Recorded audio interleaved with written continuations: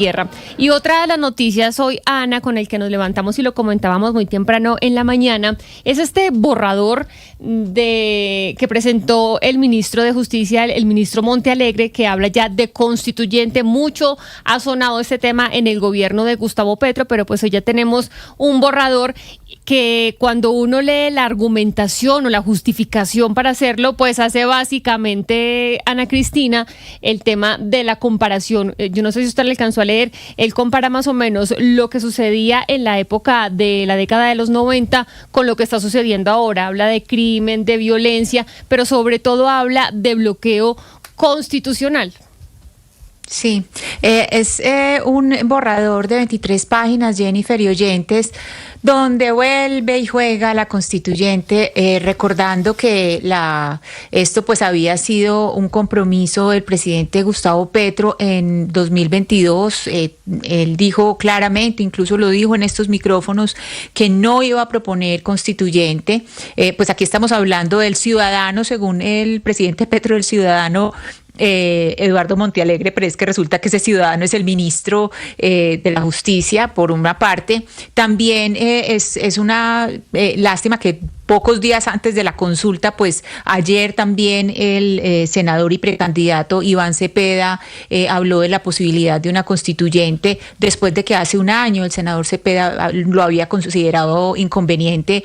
Entonces, nosotros tenemos una constitución de 1991 que fue en otro contexto. La séptima papeleta fue un movimiento muy importante, y sobre hablar ese contexto es fundamental para entender de qué se trata todo esto. Y es que usted habla ahora de la séptima papeleta, Ana Cristina. Yo tenía 5 añitos, Lucas no había nacido, pero usted, por ejemplo, Oscar, Hugo, sí deben tener más claro ese recuerdo, pues que para la democracia colombiana y para la Constitución del 91 fue tan importante. En las elecciones del 11 de marzo del 90, de 1990, ahí se escogía senadores, representantes a la Cámara, diputados a las asambleas locales, concejales municipales, alcaldes y también candidato a la presidencia del Partido Liberal. Es decir, le entregaban a los ciudadanos colombianos 6 papeletas para que eligieran estos cargos que les estoy comentando.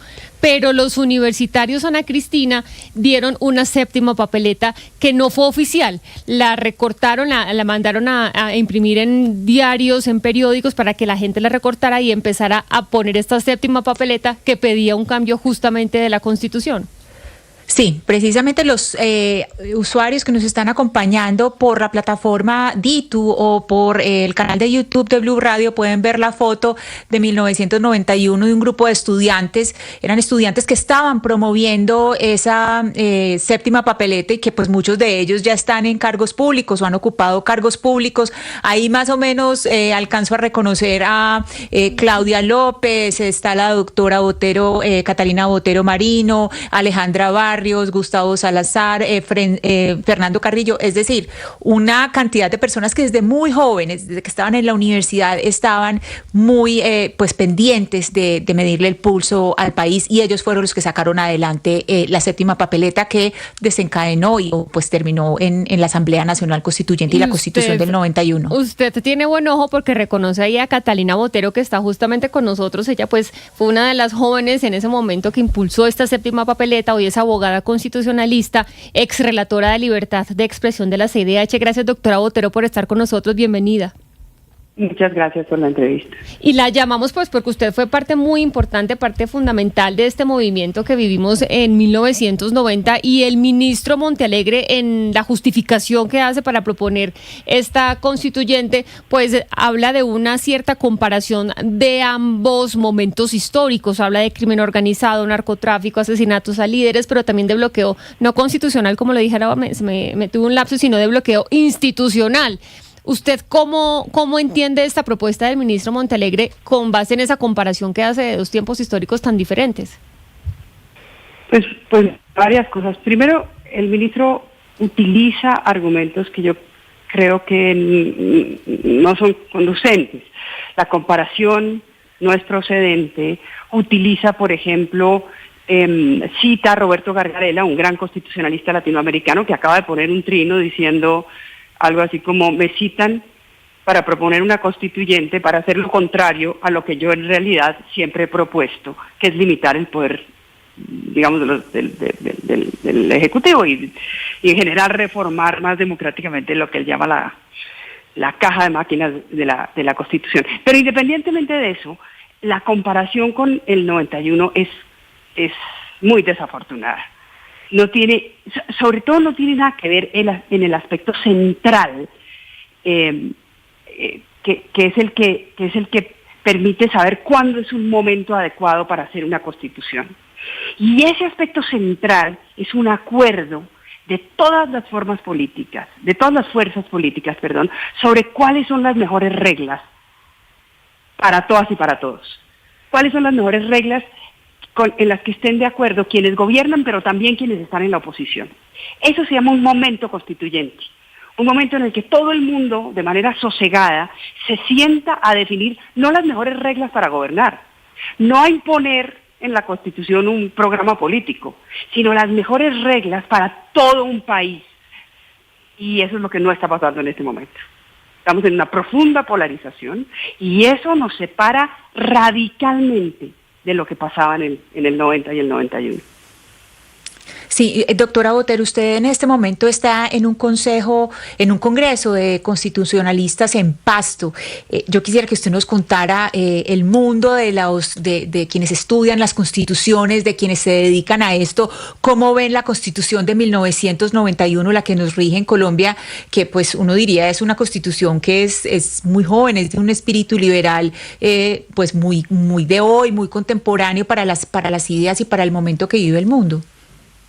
Pues esa es la 7ª edición del Encuentro Nacional de AICONES. AICONES es una organización internacional de derecho público, tiene un capítulo en Colombia. Aquí están constitucionalistas yo diría que las universidades más importantes del país y además regionales.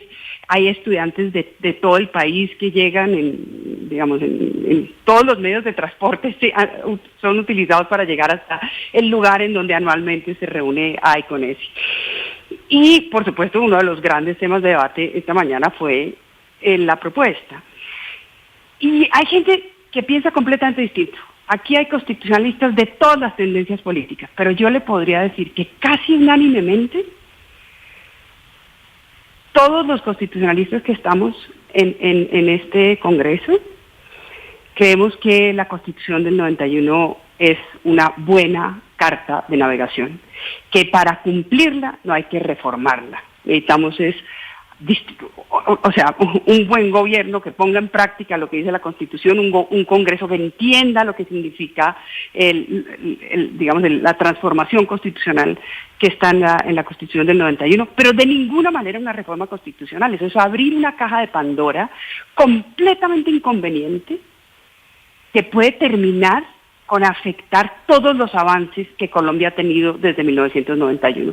El gobierno está arriesgando avances que ha sido dificilísimo lograr y que en esta coyuntura, digamos, global, son avances que hay que proteger, porque son avances muy, muy, muy amenazados en la coyuntura global.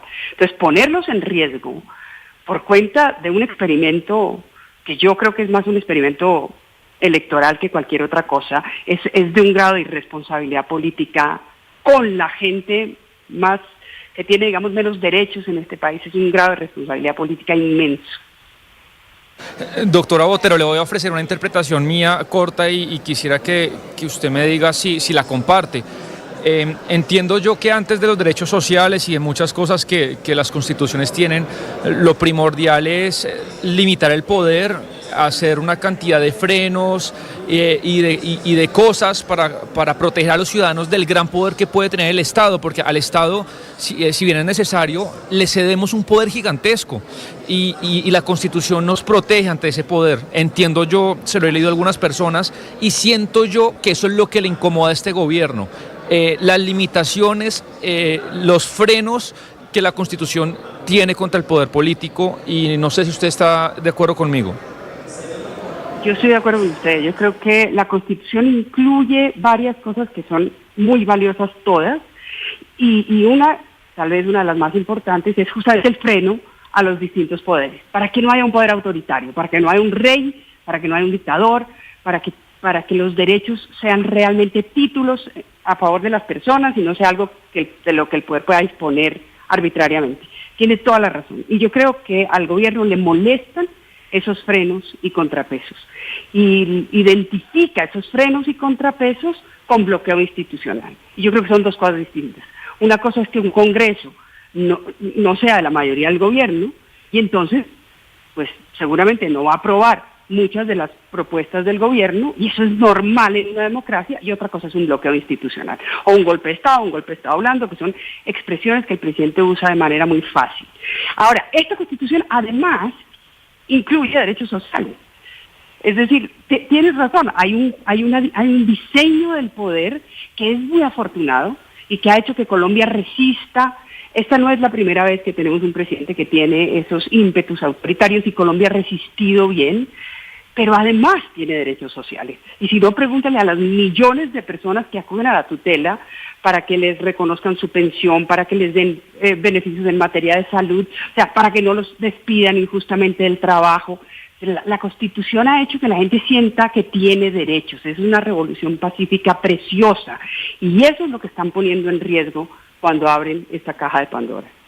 Doctora Botero, usted hablaba o que su interpretación era que esto era más bien un tema electoral y en eso estamos de acuerdo, pero ¿cómo juega esto? Porque evidentemente, bueno, yo creo que no hay un tiempo para pasar una constituyente, tampoco creo que haya un espíritu en el Congreso para pasar esto. Ellos dicen, el gobierno nacional, que esto se va a poner a disposición de los sectores sociales para que hagan sus correcciones y demás, pero pues por donde uno le mire realmente no le ve cabida, al menos en este término de gobierno. ¿Usted cómo lo lee electoralmente en este gobierno que está terminando y en el que vaya a llegar, ya que queden en oposición o que vuelvan a ser gobierno los petristas acá en Colombia?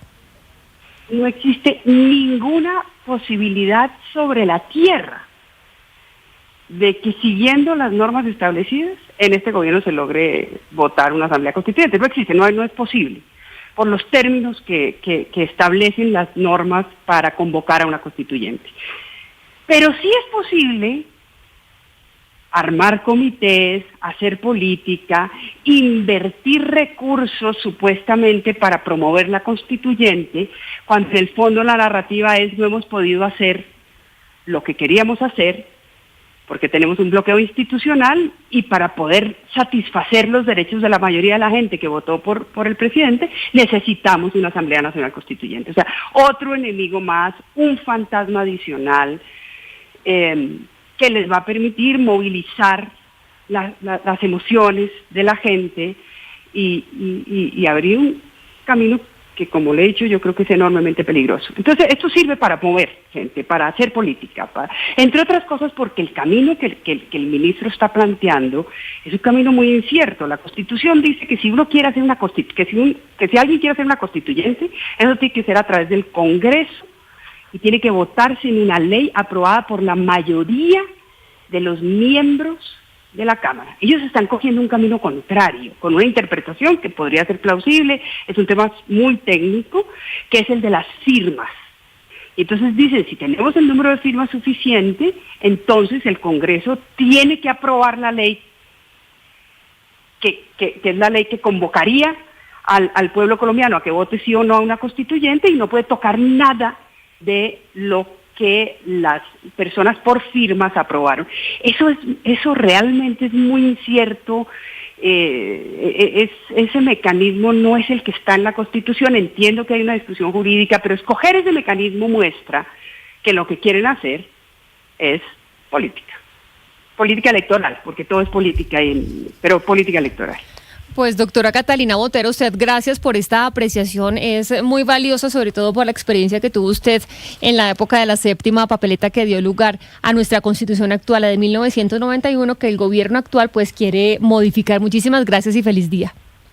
Muchas gracias a ustedes por la entrevista. Y a las 12:40 del día pues nosotros seguimos de campamento, es posible crecer y ahí se encuentra nuestro compañero